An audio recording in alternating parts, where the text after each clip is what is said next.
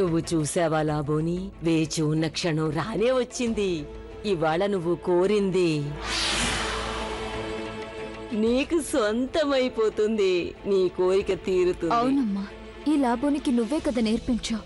కోరుకున్నది సాధించాలని చెప్పావు.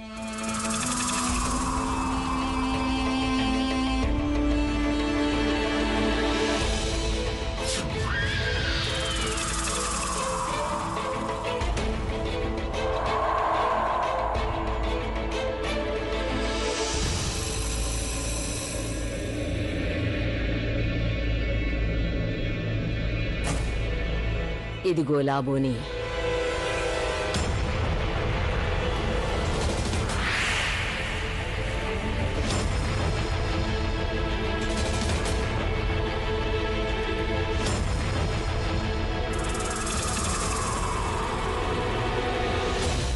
లాబోని, ఇది మంత్రబద్ధమైన జలం. నీ పని ఆరంభించడానికి ముందు ఈ జలాన్ని నువ్వు తాగాలి. ఆగు, అప్పుడే కాదు. ఈ జలం నువ్వు తాగాలనుకుంటే ముందు జలాల్ దేహం నీలంగా మారిపోవాలి.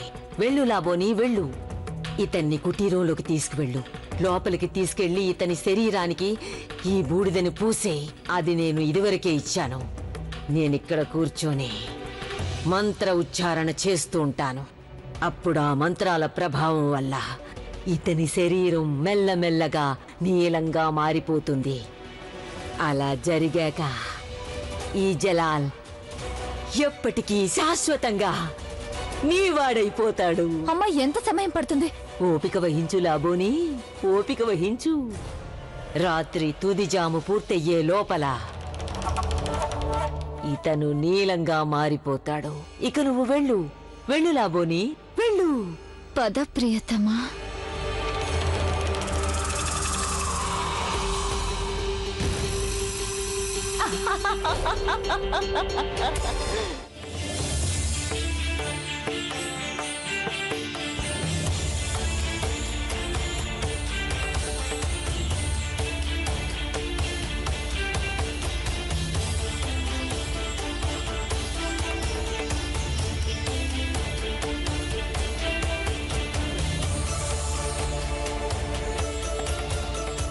కాలం గడిచిపోతుంది, కానీ యోగి ఉదయనాథ్ ఇంకా తిరిగి రాలేదు. నాకు అసలు దారి కనిపించడం లేదు.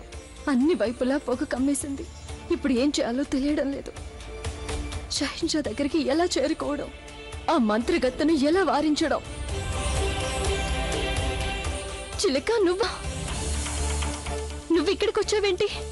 మరి ఉదయనాథ్ యోగి ఎక్కడున్నారు?